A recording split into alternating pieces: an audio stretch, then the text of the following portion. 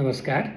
एकजना बिरामीले मलाई सोधेर पठाउनु भएको छ, यो हिस्टेरोस्कोपी भनेको के हो, यो किन गरिन्छ, यसका फाइदा बेफाइदा के छन् भन्नुभएको छ। हिस्टेरोस्कोपी भनेको पाठेघरभित्र दूरबीन प्रविधिबाट हेर्ने र पर्यो भने अपरेसन पनि गर्ने एउटा टेक्नोलोजी हो, टेक्निक हो। हिस्टेरोस्कोपी चाहिँ गर्नुपर्ने कारणहरू एउटा त कसैको बच्चा बसिरहेको छैन, उपचार गर्दा भने हेर्न सकिन्छ।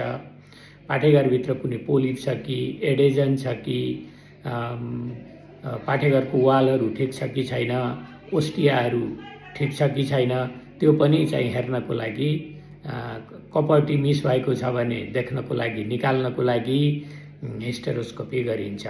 हिस्टेरोस्कोपी भनेको सामान्य अपरेसन हो। यो चाहिँ डे केयर सर्जरी हो, भर्ना हुन पर्दैन धेरै जसोलाई। यो गरेर 5-7 घण्टामा मजाले घर जान सकिन्छ। र यो चाहिँ गर्न पर्ने कारण चाहिँ मैले अगाडि बताएँ। यो गरिसकेपछि धेरै कुरा थाहा लाग्छ। निसन्तानपनको कारण थाहा हुन्छ, ब्लिडिङको कारण थाहा हुन्छ, कुनै इन्डोमेट्रियल क्यान्सरहरू केही छ, पोलिप छ भने देखिन्छ, मिस भएको कपटी निकाल्न सकिन्छ।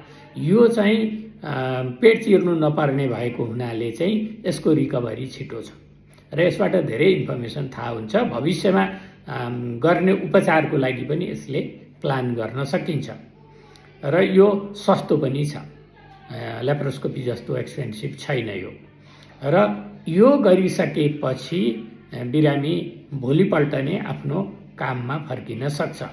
यसको बेफाइदा भनेको केही छैन। केही अवस्थामा यो गर्न सकिँदैन, जस्तो प्रेग्नेन्टमा यो गर्न सकिँदैन, एडभान्स क्यान्सरमा यो गर्नु हुँदैन र चाहिँ एनेस्थेसिया दिन अनफिट मान्छेमा यो गर्न सकिँदैन।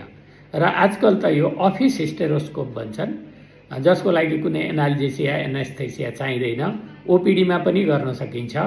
र यो विधि चाहिँ एकदमै विकसित देशमा र नेपालमा पनि प्रचलित छ। हिस्टेरोस्कोपी गरिसकेपछि धेरै आराम गर्न नपर्ने भएको हुनाले आफ्नो काममा तुरुन्तै फर्किन सकिने यो यसको मुख्य एडभान्टेज हो। धन्यवाद।